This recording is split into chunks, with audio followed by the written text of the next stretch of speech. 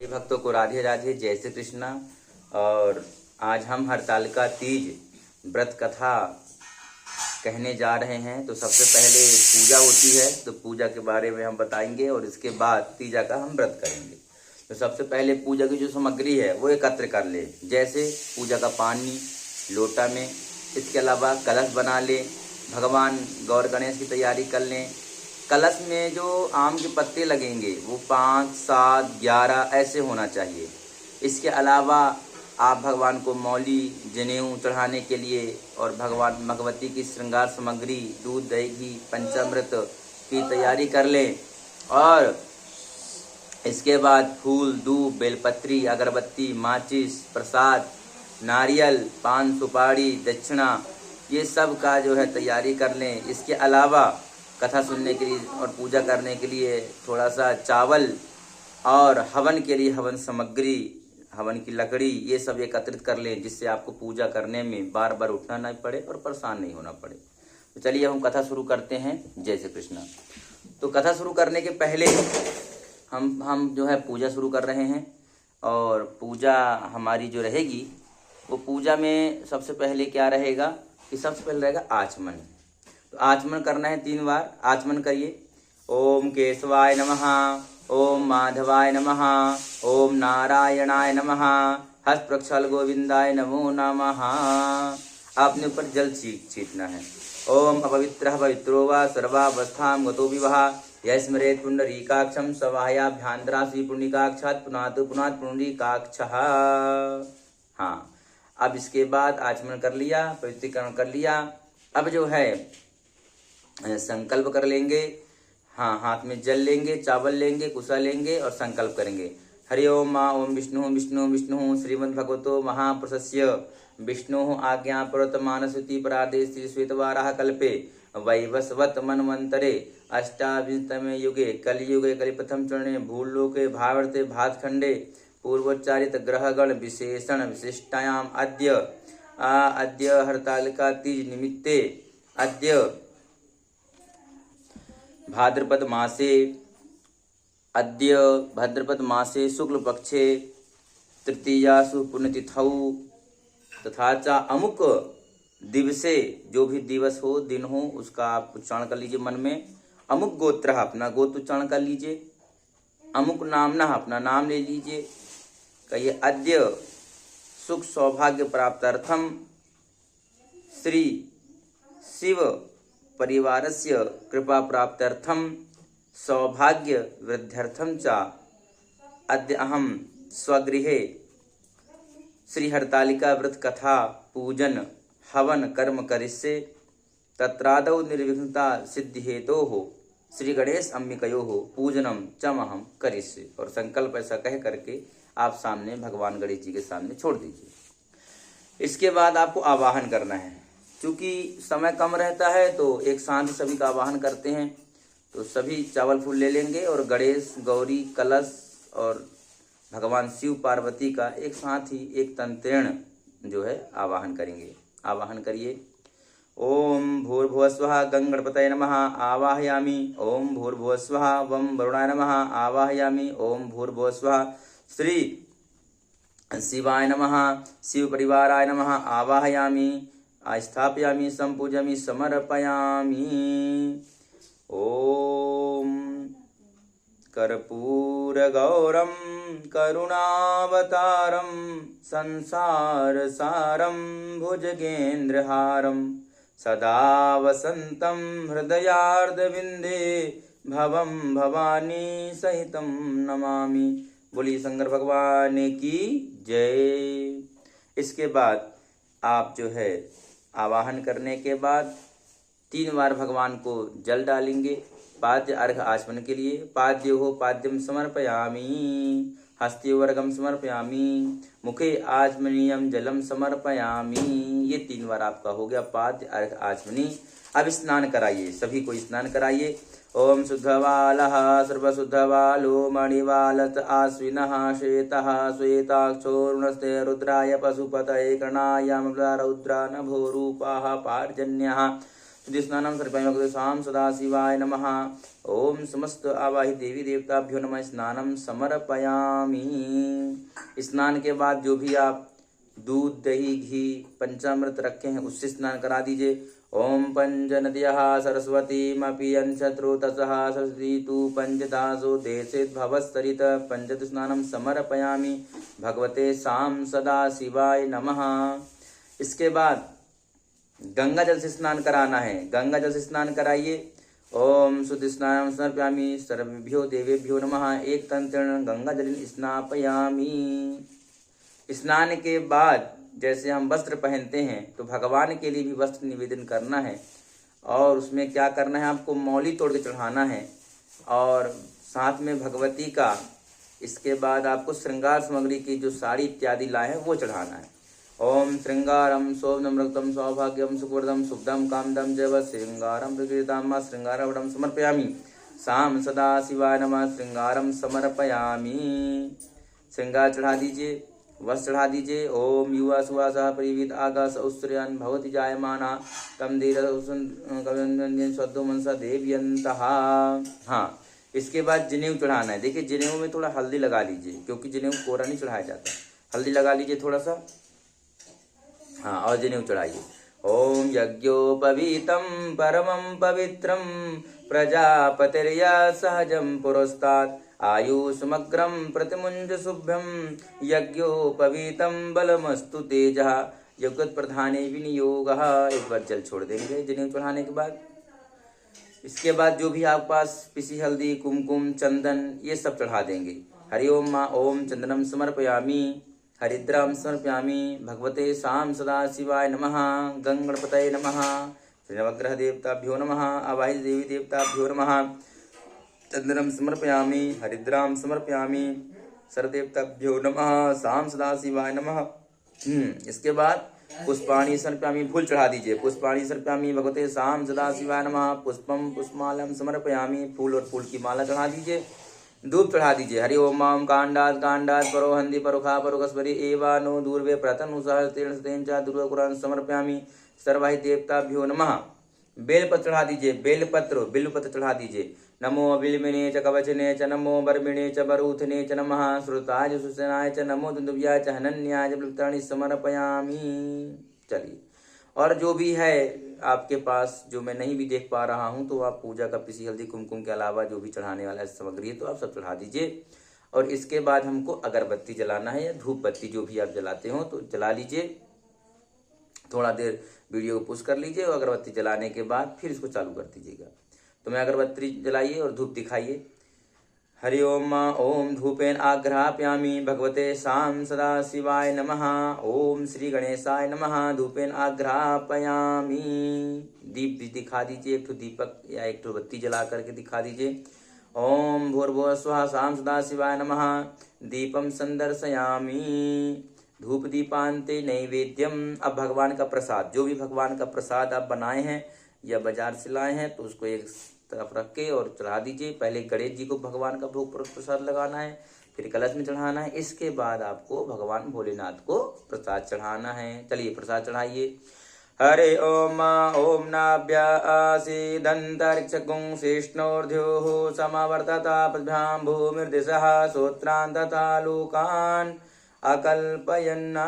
नैवेद्यम निवेदयामि भगवते साम सदा शिवाय नमः। नैवेद्य चढ़ा दीजिए, प्रसाद चढ़ा दीजिए। प्रसाद चढ़ा दीजिए। प्रसाद चढ़ाने के बाद जल घुमा लीजिएगा। हाँ, और बड़ी श्रद्धा से प्रसाद चढ़ाने के बाद नारियल आप रखे होंगे, नारियल चढ़ा दीजिए। ओम नारियल फलम समर्पयामि इदम फलम मया देवा स्थापितम पुरस्तवा तेन सफलावाप्ति भवेत् जन्म जन्मनि अखंड फलानि समर्पयामि। श्रीफलम समर्पयामि भगवते साम सदा शिवाय नमः। नारियल के बाद पान सुपारी लौंग इलायची। ओम भगवते साम सदा शिवाय नमः। तांबूलम पुंगीफलम समर्पयामि भगवते साम सदा शिवाय नमः। पान सुपारी लौंग इलायची चढ़ा दीजिए भगवान शिव जी को, पार्वती को, गणपति को, सभी देवी देवता जो भी हैं सबको पान सुपारी लौंग चढ़ा दीजिए जी। इसके बाद दक्षिणा ओम हरि ओम हिरण्यगर्भः समावर्तताग्रे भूतस्य जातः प्रतिरेक आसीत् सुताधर्पस्वीं ध्यामुते मांगस्मै देवाय हविखा विधेम। दक्षिणा प्रेम सहिता यथा शक्ति समर्पितानंद फलदा शांति पृथ्वी में दक्षिणा द्रव्यम समर्पयामि। दक्षिणा चढ़ाने के बाद प्रार्थना कर लीजिए, हाथ जोड़ लीजिए, चावल फूल ले लीजिए।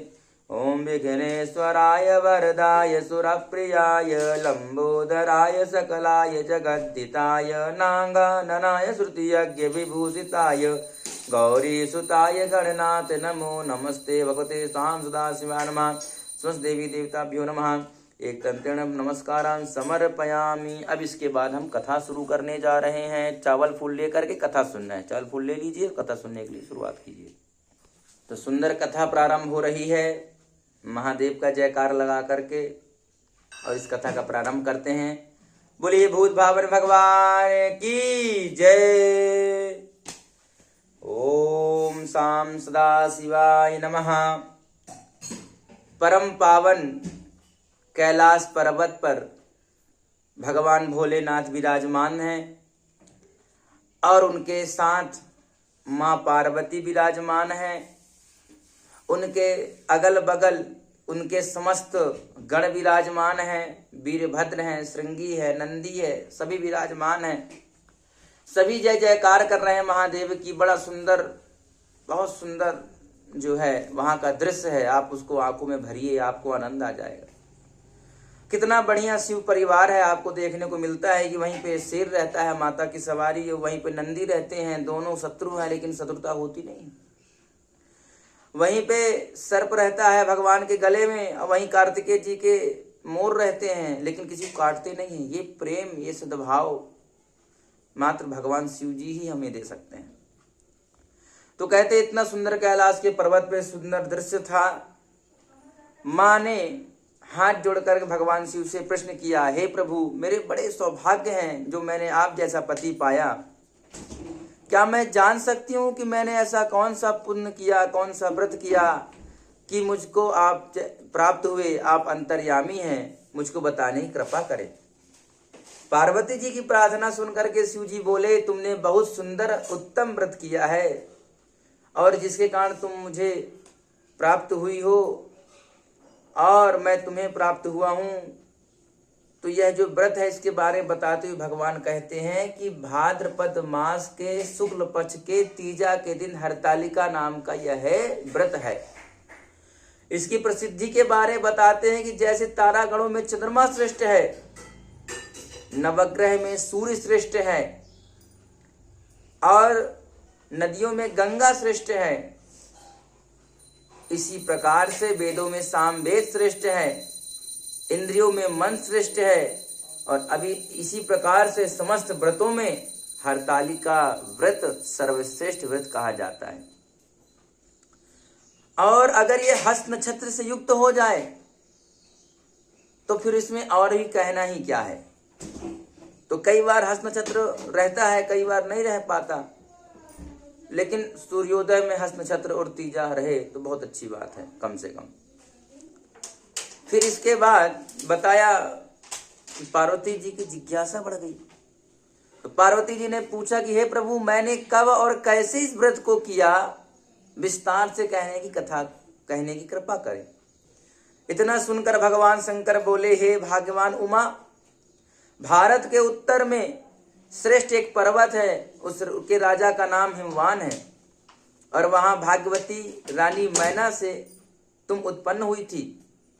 तुमने बालकाल से ही मेरी आराधना करना प्रारंभ कर दिया था। कुछ उम्र बढ़ने पर तुमने हिमालय की दुर्गम गुफाओं में जाकर मुझे पाने के लिए तप किया। ग्रीष्म काल में चट्टानों में बैठकर आसन लगाकर तुमने तप किया। वर्षा काल में पानी में भीगकर तुमने तप किया और शीतकाल में तुमने पानी में खड़ी रहकर व्रत किया। और 6 कालों में तुमने जो तपस्या की, उसके बाद भी जब मेरी प्राप्ति न हुए, मेरे दर्शन न हुए, तो तुमने केवल वायु का भक्षण किया और मेरी तपस्या की। ऐसी तपस्या में देख करके तुम्हारे जो पिता हिमवान हैं वो बड़े ही चिंतित हो गए और उसी समय नारद जी का आगमन हुआ। राजा ने हर्ष के साथ नारद जी का स्वागत किया, पूजन किया और वहां आने का कारण जाना। नारद जी ने कहा कि राजन, मैं विष्णु जी के द्वारा भेजा गया हूं और मैं चाहता हूं कि आपकी सुंदर सुयोग जो कन्या है उससे योग्य वर प्राप्त हो और वैकुंठवासी भगवान विष्णु आप कन्या को स्वीकार करना चाहते हैं। राजा हिमवान ने कहा कि मेरे सौभाग्य हैं जो मेरी कन्या भगवान विष्णु ने स्वीकार किया और मैं अवश्य उनको अपनी कन्या का वाग्दान दूंगा अर्थात विवाह करूंगा। यह सुनिश्चित हो जाने पर नारद जी वैकुंठ पहुंचकर भगवान विष्णु से पार्वती के विवाह की बात कहने चल दिए। इधर हिमवान ने घर पहुंच के पार्वती जी को भगवान विष्णु से विवाह होने की बात कही। सुनते ही पार्वती जी को महान दुख हुआ। पार्वती जी दुखी हो गई, रोने लगी, विलाप करने लगी और फिर अपनी सखी के पास गई। सखी को सभी बातें बताई। तो सखी ने कहा कि तुम चिंता न करो, निश्चिंत रहो, मैं ऐसी जगह तुम्हें ले चलूंगी कि तुम्हारे पिता हिमवान भी नहीं ढूंढ सकेंगे। और हिमालय की दुर्गम गुफाओं में दोनों सखी विलीन हो गई और वहां पार्वती जी ने गुफा में पहुंच करके भगवान विष्णु को प्राप्त करने के लिए जो नारद जी ने प्रस्ताव लाया था वो किस प्रकार से झूठा हो जाए और विष्णु की जगह शिव मिल जाए, इस कामना से भगवान शिव की पूजा करना शुरू कर दी। बिना जल के बिना अन्न के मेरा व्रत पूजन करने लगी। उस दिन भादव का महीना था, शुक्ल पक्ष था, तृतीया तिथि थी और हस्त नक्षत्र था। तुमने इतना अखंड पूजन किया कि मेरा सिंहासन हिलने लगा और जब मेरा सिंहासन हिलने लगा तो मैं प्रसन्न होकर के आया, तुम्हें दर्शन दिया। मैंने कहा देवी बताओ, तुम्हारे व्रत और पूजा से मैं अति प्रसन्न हूँ, तुमको क्या चाहिए। इतना सुनकर तुमने लज्जित भाव से प्रार्थना की कि हे अंतर्यामी, मेरे मन के भाव आपसे छिपे नहीं है, मैं आपको पति रूप में चाहती हूँ प्रभु, यही मेरी इच्छा है, मेरे ऊपर कृपा करें। और मैंने तुम्हें वर दिया और फिर अंतर्ध्यान हो गया। मेरे शिवलिंग को जो तुमने निर्माण करके पूजन की थी, सुबह जब उसको विसर्जन करने के लिए नदी किनारे आई, तभी तुमको ढूंढते हुए, हेरते हुए, खोजते हुए तुम्हारे पिता हिमवान वहां पे आए और तुम्हें देखते ही रोने लगे, गले से लगा लिया और कहने लगे, हे उमा, तुम इस निर्जन वन में कैसे आ गई हो।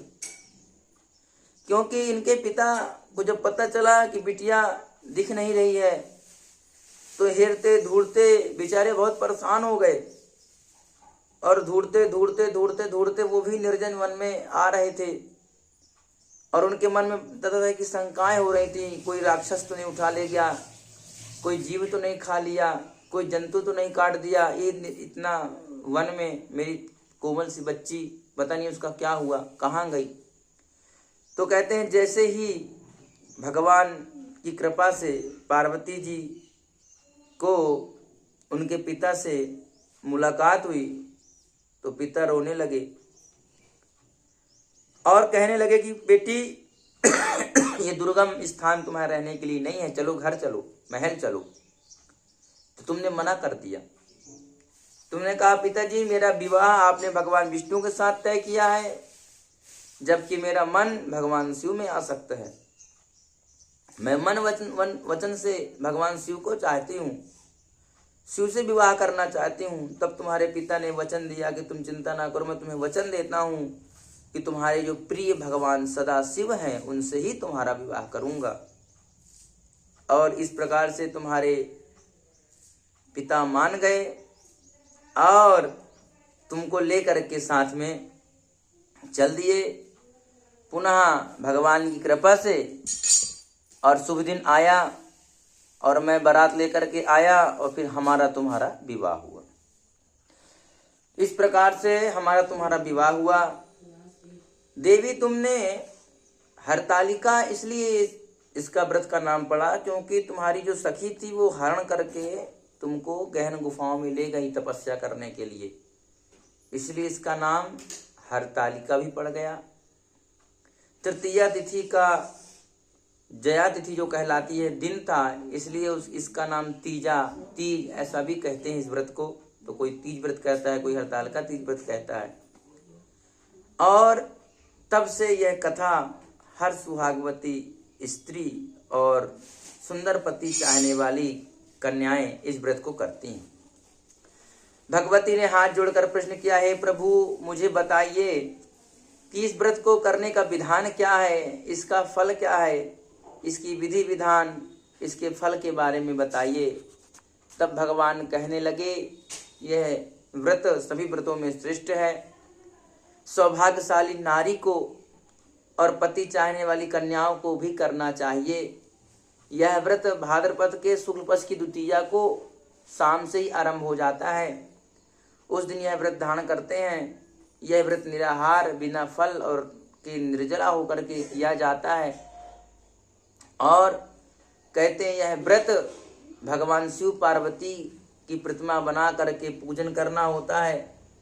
आवाहन करके भगवान को श्रद्धा पूर्वक फल फूल मीठा इत्यादि लगा करके और भगवान का पूजन करके, भगवान का स्तुति करके भगवान को प्रसन्न करना होता है। और भगवान का रात्रि जागरण करना होता है। भगवान का परम प्रिय मंत्र ओम नमः शिवाय का जाप करना होता है। और फिर दूसरे दिन भगवान का विसर्जन करना होता है चतुर्थी में सुबह। इस प्रकार यह व्रत है। बोले इस व्रत को निराहार करने का भी फल है। यदि कोई इस व्रत को रहते हैं और चोरी से दूध पीती है तो वो दूध पीने वाली सर्पणी बनती है। जो स्त्री इस व्रत को रहती है और चोरी से अन्न खाती है वो व्याधिनी बनती है। इस व्रत में सोना भी नहीं चाहिए, जागरण करना चाहिए। जो स्त्री जागरण करने नहीं करती, सो जाती है, वो अगजर की योनि प्राप्त करती है। और जो स्त्री अपने पति को धोखा देती है, मां दिखाने के लिए पूजा करती है, ऐसी स्त्री अगले जन्म में मुर्गी बनती है। जो स्त्री तीजा के व्रत में चोरी से फल खाती है वो बदरिया बनती है।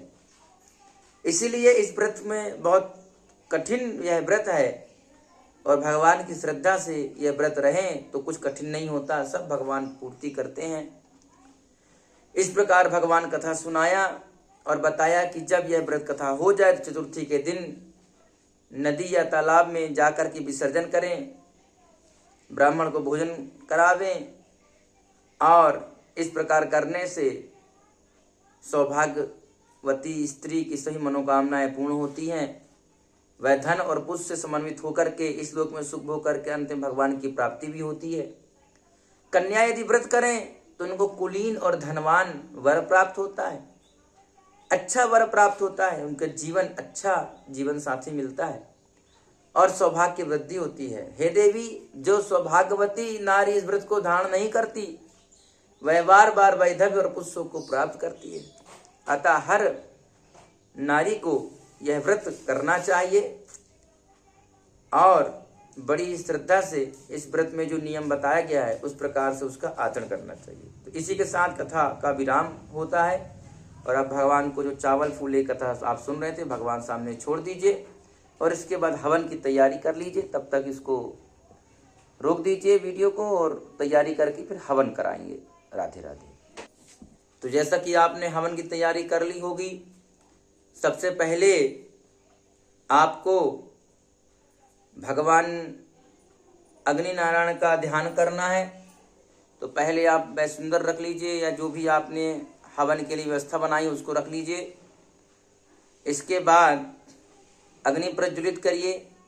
जब अग्नि अच्छे से प्रज्वलित हो जाए, ऐसा नहीं कि अग्नि जलाए और पूजा शुरू कर दी, अग्नि जब प्रज्वलित हो जाए इसके बाद हम पूजा शुरू कर रहे हैं। अगर अग्नि नहीं लगी अच्छे से तो आप थोड़ा रुक भी सकते हैं। इसके बाद भगवान अग्निनारायण का ध्यान करिए, हाथ में चावल और फूल ले लीजिए, भगवान अग्नि देवता का ध्यान करिए। भो अग्नि नमः आवाहयामि स्थापयामि संपूजयामि समर्पयामि रम अग्नये नमः। ओम यज्ञनारायण नमः। ओम हरि ओम मा ओम अग्निदूतं पुरोददे हव्यवाहमुपब्रवे देवा आसयादिह यामुखं सर्वदेवानां हव्यभुक्भुक् तथा पितॄणां च नमः तस्मै विष्णवे पावकात्मने। ओम भूर्भुवस्सुवः रम अग्नये नमो नमः। अक्षत पुष्पाणि समर्पयामि। बोलिए यज्ञनारायण भगवान की जय। चलिए जल घुमा दीजिए, पिसी हल्दी कुमकुम लगा दीजिए, चंदन लगा दीजिए, प्रणाम कर लीजिए। इसके बाद हवन प्रारंभ करते हैं। हवन करना है। ओम गंगणपतये नमः स्वाहा। ओम सूर्याय स्वाहा। ओम सोमाय स्वाहा। ओम भौमाय स्वाहा। ओम बुधाय स्वाहा। ओम बृहस्पतये स्वाहा। ओम शुक्राय स्वाहा। ओम शनिश्चराय स्वाहा। ओम रांगराहवे नमः स्वाहा। ओम कम केतवे नमः स्वाहा। ओम शाम सदाशिवाय नमः स्वाहा। ओम उमा देवी नमः स्वाहा। ओम नंदीश्वराय नमः स्वाहा। ओम सर्वेभ्यो देवताभ्यो नमः स्वाहा। यदि आपने गुरु मंत्र लिया है तो गुरु मंत्र से 3 आहुति दे दीजिए और अपने घर के देवी देवताओं का ध्यान करके और 3 आहुति दे दीजिए। इसके बाद जो है आपको रात में 3 पहर और हवन करना है और आखिरी में आप जो है विसर्जन करेंगे। विसर्जन का चावल आप लेकर रख लीजिए। मैं विसर्जन का मंत्र बोल देता हूँ, चावल लेकर रख लीजिए। सुबह आप छोड़ेंगे जब आप विसर्जन करना होगा। चावल अभी कहीं अलग जगह रख दीजिएगा। ओम यान देवगणा सर्वे पूजा मादाय माम किम इष्टकाम समृद्धोतु पुनरायकम नाय च विसर्जनम समर्पयामि। ये चावल छोड़ना नहीं है, किनारे कहीं रख लीजिए। बाद में इसको चावल को छोड़ दीजिएगा सुबह टाइम जब विसर्जन करेंगे। इसी प्रकार से आप कथा यहाँ पे पूरी होती है, हवन आपका पूरा होता है। इसके बाद आप जो हैं जब भी आपको ये पूजन पूरी हो जाए तो आप बढ़िया आरती की तैयारी करिए। उस सभी महिलाएं मिल करके ओम जय शिव ओमकारा बढ़िया गाते हुए भगवान की श्रद्धा भाव से आरती करिए। धन्यवाद। जय श्री कृष्ण।